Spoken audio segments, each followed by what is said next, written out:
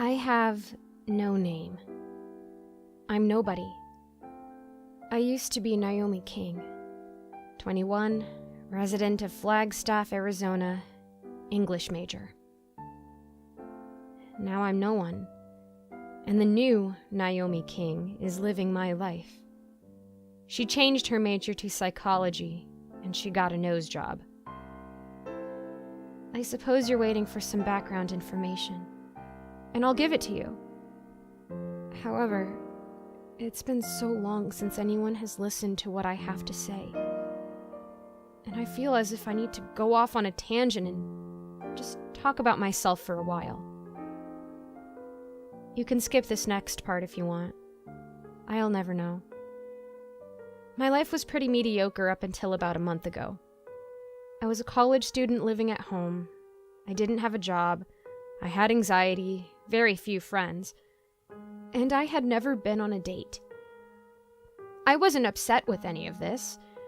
None of those things fazed me.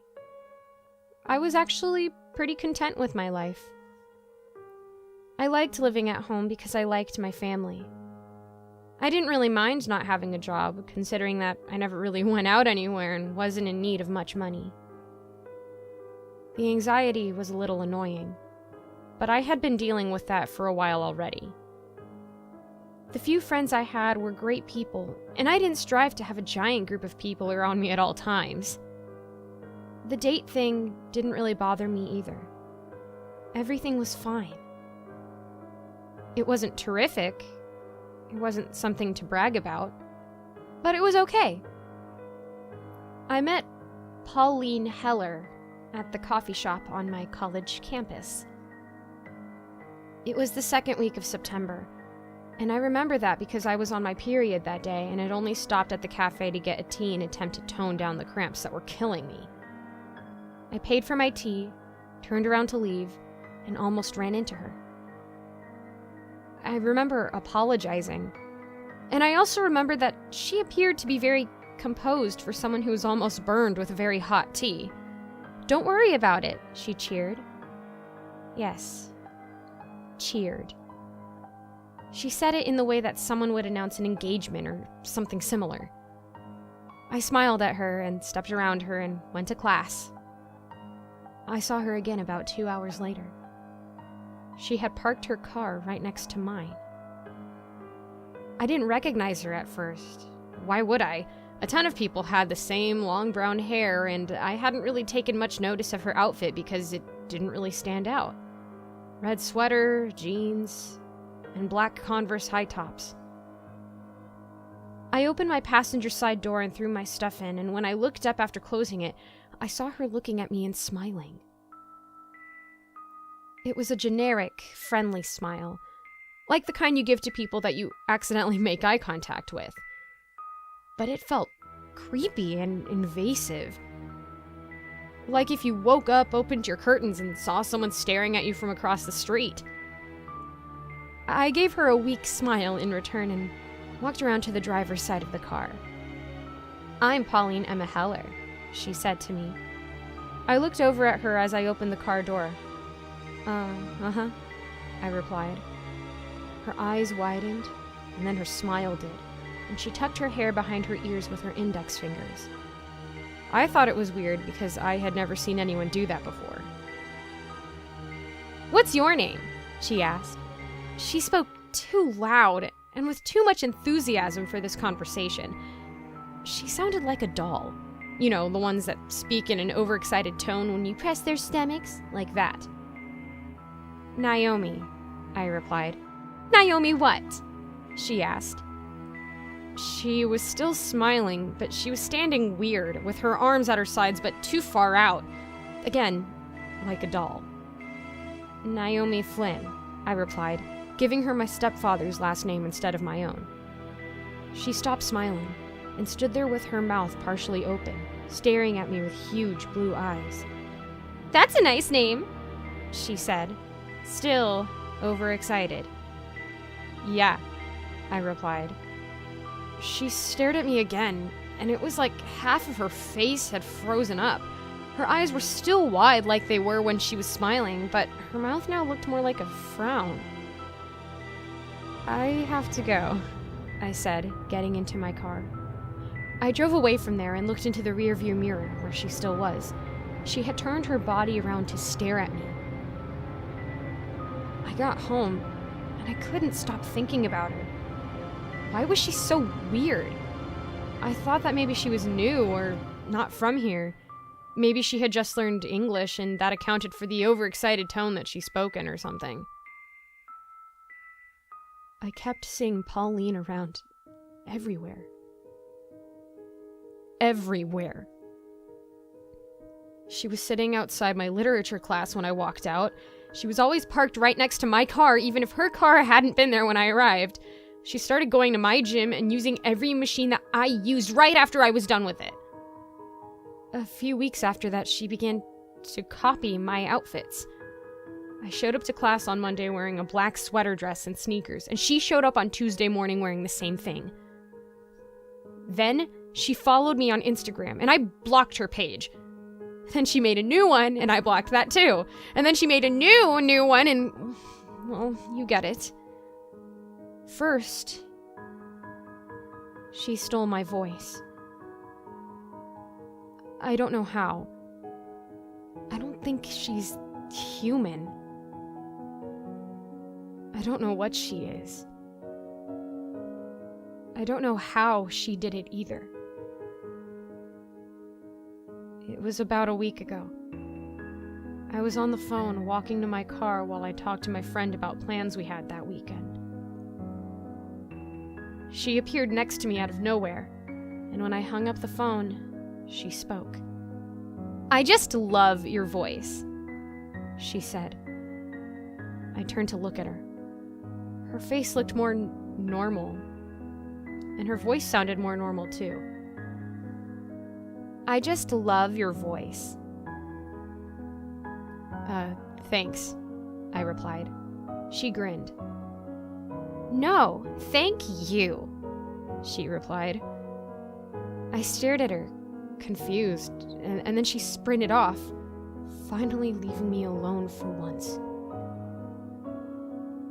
2 hours later, I couldn't talk anymore.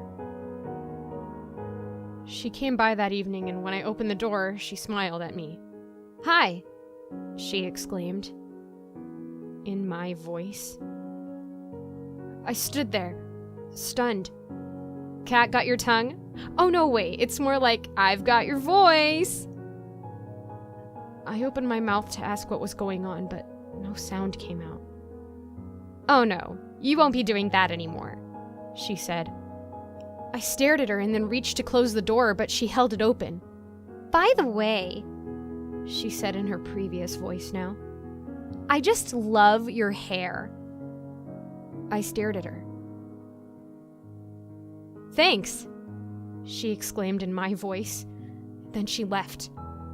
The next morning when I woke up, my hair was dead and brittle. I couldn't even scream.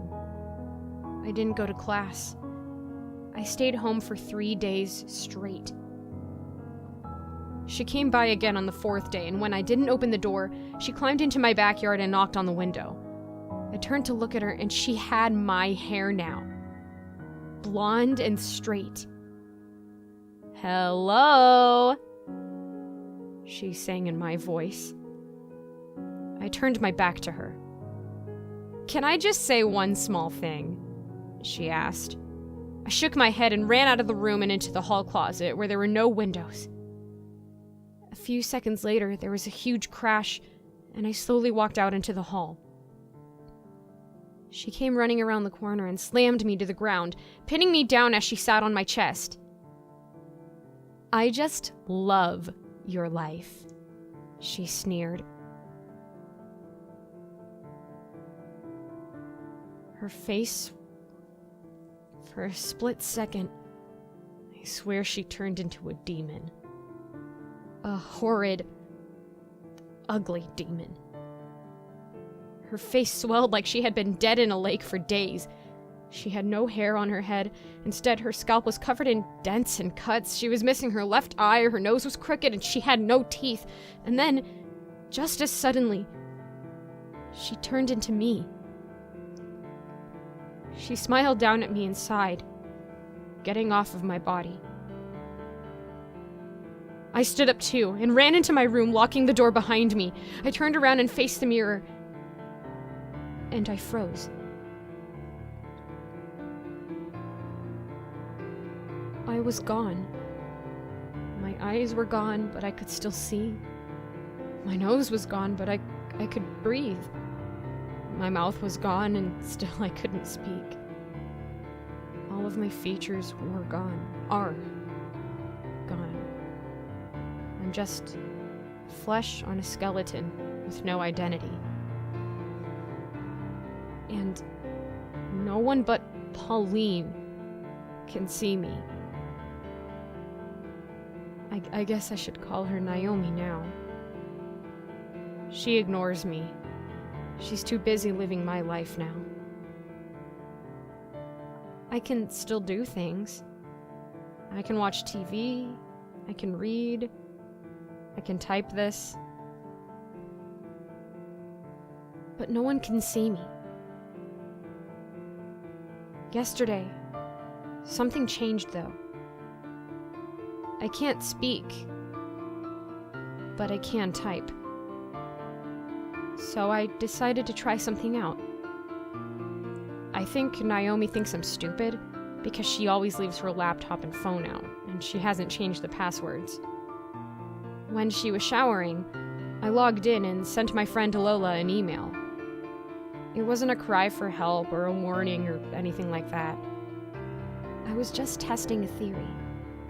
I just sent her a compliment. I've always liked her hair. Big, shiny, chocolate-colored curls. She, of course, said thank you. Lola is a very nice person. This morning, when I looked in the mirror, I still didn't have any features on my face. But I did have a full head of gorgeous curls. And I think I just love the sound of Lola's voice.